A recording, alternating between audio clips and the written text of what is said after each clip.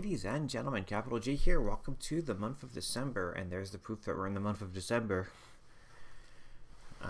Yeah, my daughter's first Christmas, so even though we're not going to be having anybody over for Christmas, at least not the way things are going, we're still going to have some exciting memories for her when she grows up. So, that we are definitely looking forward to here at the house. Other things we're looking forward to is raising funds for the BC Children's Hospital. I missed out on the Extra Life game day because of work and because of, well, life in general, life in 2020. So, what our local organizers have done is that they've encouraged us to share the link through social media so that anything that we do in terms of gaming, be it, you know, playing on a board game, playing some Magic Online, what have you, we're encouraged to post photos and or videos of that if able, and try and get the word out in order to raise funds for the BC Children's Hospital located in Vancouver, British Columbia. So if you're interested in supporting this cause, the link will be at the top of the description. And I know it's a fantastic hospital. I've not gone there myself, but one of my friends had a baby born 4 months premature, and that hospital put in a lot of hustle to help the young lad get through. Obviously, he's a strong one, and got through it. Obviously, with some struggles, but that friend now wears a unused diaper from when he was a newborn on her keychain, and for perspective's sake, here is the USB stick, and the diaper is smaller than this. So, they do incredible work over there, and I'm definitely more than happy to support them. This is my 4th year doing Extra Life, actually, even though I haven't done too much on the YouTube channel with it. And so it's one of those things I'm actually proud of doing every year, so here we are. Like I said, if you're interested in donating, the links are down below. I don't have any special giveaways, gifts, or anything like that, unfortunately. I'm not really set up for it. But hopefully, if you're interested in helping out, please do so. I encourage it. But now, our deck tech. We have Glacian Power Stone Engineer and Toggo Goblin Weaponsmith as our partners for today. Very odd couple, it looks like. But it's going to make a little more sense as we go. So let's start with Glacian. He's a 3/6 for 6 mana. Pretty expensive for a commander, especially when you look at what he does.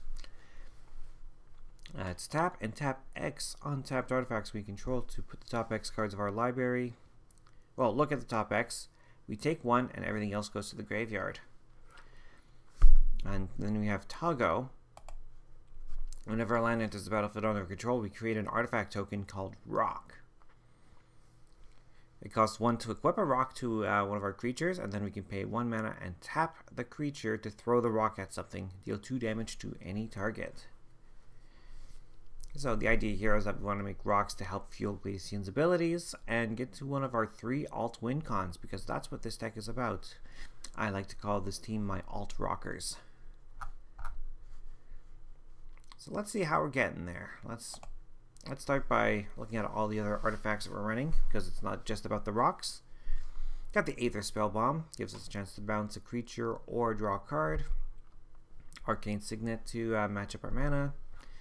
Chariot of Victory, one of many ways of granting our creatures haste, specifically Glacian. Claws of Gix gives us a sack outlet if we need it, and it doesn't cost us any mana to cast it. Commander's Sphere, I know some people find it too slow, but I like the idea of being able to sacrifice this to draw a card, especially when you see what I have up my sleeve. Expedition Map, of course, go get a land. Running the Fire Diamond, they've been reprinted at common, so scoop them up.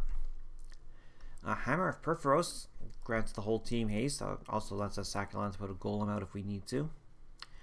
The golem is both an enchantment and an artifact, for the record. Hunted Cloak, again, a haste enabler. The Izzet Locket taps 5 colors, and we can trade it in for 2 cards at some point if we must. Izzet Signet gives us our colors. The Jeweled Amulet. Some people call this a bad card. I see it as pretty early ramp. You drop it for 0, you store mana for a future turn. It actually works pretty good, I find. KCI used to be a modern staple. It's a rather nasty card, and it's going to put in some work for us here. The Lightning Greaves, the Haste and the Shroud. Mind Stone, taps for mana. Also, we can trade it in for a card. Mirage Mirror becomes the best card on the table whenever we need it to. Mishra's Bauble, it's a free card draw. Pyrite Spellbomb, it can shock a target, or we can get to draw a card with it. Salvaging Station. Anytime I'm playing a bunch of 1-mana artifacts, I love to play Salvaging Station. Gets us a lot more utility out of them. Sculpting Steel, copies any artifact on the battlefield. Sky Diamond, of course. The Soul Ring. Soul Guide Lantern, we can trade this in for a card, or we can exile our opponent's graveyards. Got the Swiftfoot Boots. Thought Vessel. Trading Post, again, love the flexibility of Trading Post. Awesome, awesome card. The Wanderer's Twig. Get to trade this in for basic land. And a Wayfarer's Bauble puts a basic land onto the battlefield for us. Not a lot of other creatures. We're running 12, including Brutaclad. This is a nice way of weaponizing our rocks. We can turn all our rocks into creatures, or we can turn all our creature tokens into rocks, or whatever else we need them to be. Burnished Heart. You know, sack, get a couple of basics. Of course, we're going to run it. Crashing Drawbridge. It blocks. It grants our creatures haste. Perfect. Dockside Extortionist. Of course, a staple in red, and we need to see more printings of this if possible. Gets us X treasures when this comes into play, where X is the number of artifacts and enchantments our opponents control. The first of our alt win cons, the Kite Tyrant. Whenever this deals combat damage to a player, we gain control of all their artifacts, and at the beginning of our upkeep, if we control 20 more artifacts, we win the game. So that's one of our alt win cons. Joyride here, we're playing a bunch of artifacts. Artifacts are historic, therefore we get to draw cards. The Mirror Battlesphere. Why not? It's 7 mana, but it gets us 5 artifacts onto the field. That's a lot of digging. Phyrexian Metamorph, it's an artifact that can become anything on the battlefield when we play it. Solemn Simulacrum, of course, wraps us up. The Trinket Mage, again, we're running a lot of cheap artifacts, so let's go get them. And the Walking Atlas to put additional lands from our hand onto the battlefield. Wildfield Scarecrow is also here to help us find some basics and put them into our hand.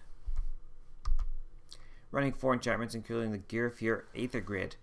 I admit I did not remember this card at all until I saw it on game nights, and it put in some real work. Mechanized Production, this is alt win con number 2. At the beginning of our upkeep, we created a token as a copy of the enchanted artifact. Then if we control 8 or more artifacts with the same name as one another, we win the game. We can do this with rocks or treasures. In our deck, mostly rocks. And here's the other alt win con, Mirrodin Besieged. And this is what inspired the deck. So let's look at the Phyrexian mode of Mirrodin Besieged. At the beginning of our end step, we get to draw a card, and discard a card. Then if there are 15 or more artifact cards in our graveyard, target opponent loses the game. Now remember what Glacian said. We get to look at X cards, we keep 1, and the rest get dumped into our graveyard. That's how we're going to be putting artifacts into our graveyard, primarily. If we tap, you know, a few rocks, a few other... It could be a few rocks, it could be a few mana rocks, a couple of random artifacts on the field. Let's say we look at 8-9 cards. And let's say 4 of those cards that we look at are artifacts. That really accelerates us to the Phyrexian mode on Mirrodin Besieged. And once we get to 15, because a lot of these artifacts do sacrifice themselves, and of course we have the Claws of Gix as well, getting to 15 artifacts in the graveyard seems more than doable. Mirror Maid, a way to copy any artifact or enchantment on the battlefield. And that rounds out our enchantment package. Aetherize. We need to defend ourselves, of course, so running a bunch of instants. So Aetherize returns all attacking creatures to their owner's hand. Arcane Denial, just a very splashable counterspell. Yes, our opponent gets to draw 2 cards. We only get 1 back, but still. Disallow counter target spell, activated ability, or triggered ability. Now, we do want to protect our graveyard. And I'm running effects like disallow because the effects we want to counter. We want to counter the Bajuka Bogs. We want to counter the that desert that exiles everything. We want to counter our opponent's Soul Guide Lanterns. So, yeah, we're going to run these effects. Evacuation. Return all creatures to their owner's hand. 5 mana. Board wipe. Frantic Search. Draws 2, discards 2, and we get to untap our lands and keep playing. Allows Adept Plating. Again, someone wants to target us with something, especially graveyard removal. We can give us and ours hexproof. Negate. I'm generally not worried about the creatures. I'm more worried about non-creature spells, so Negate will take care of that problem for us with no disadvantage. Swan Song counters enchantments, instants, or sorceries. Tail's End counters an activated ability, triggered ability, or legendary spell. I haven't seen much of Tail's End in our format as of yet. I'm surprised, actually. I figured it would be quite the staple, but there you go. 37 lands today, including Forest and Darksteel Citadel. The Gaia Reach Sanitarium, one of my favorite cards coming out of the Innistrad sets, the most recent Innistrad sets. Great Furnace, of course, Artifact Land, Guildless Commons. Now, we're running Izzet. We're not necessarily going to be dumping a bunch of lands into play, and it might even be hard to get lands into our hand, so hey, by having a card like Guildless Commons, it gives us an extra land drop, basically. Or we can choose to bounce itself when we play it, because it's not other land that we have to return to our hand. It can be itself. It's a strategy I've used in the past, and it's actually quite effective. Running 12 islands. The Izzet Boiler Works, same logic as the Guildless Commons.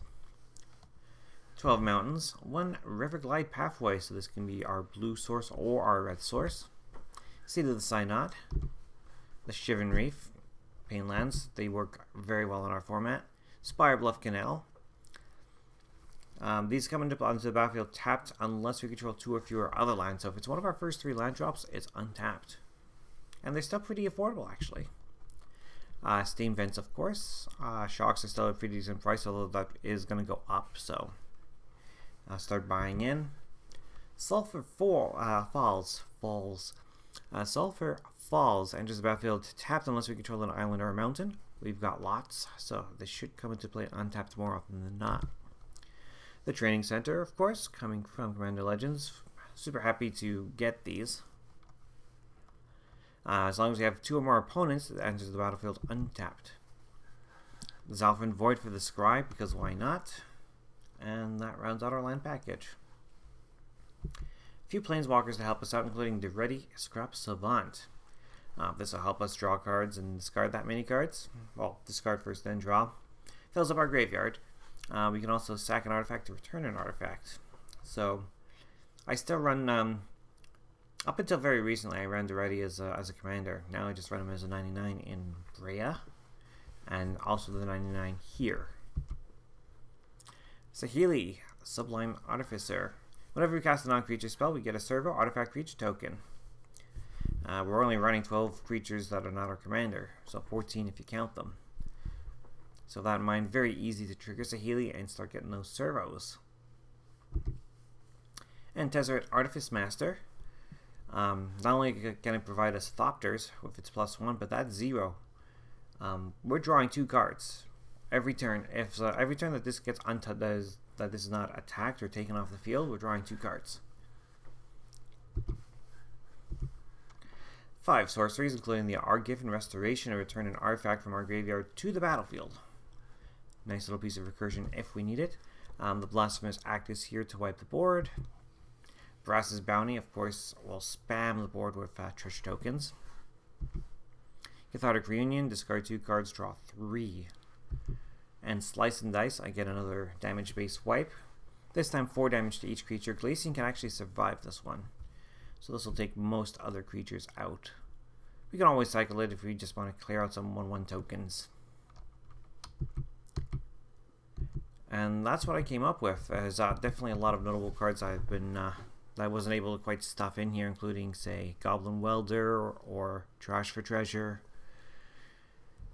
But really, at the end of the day, this deck is not about recurring artifacts. It has always been more about getting to those 3 win cons. So that's what we're going for. And personally, as Mirrodin Besieged is the sort of inspiration for the whole deck, that's the one that I go for first and foremost if possible. But we can't be a one-trick pony on this one. We don't have to be, so we won't be. So yeah, those are my alt rockers, Glacian and Toggo. And I'd like to thank everyone all for watching. Stay safe this month, and I'll see you again for another deck tech soon. Bye for now.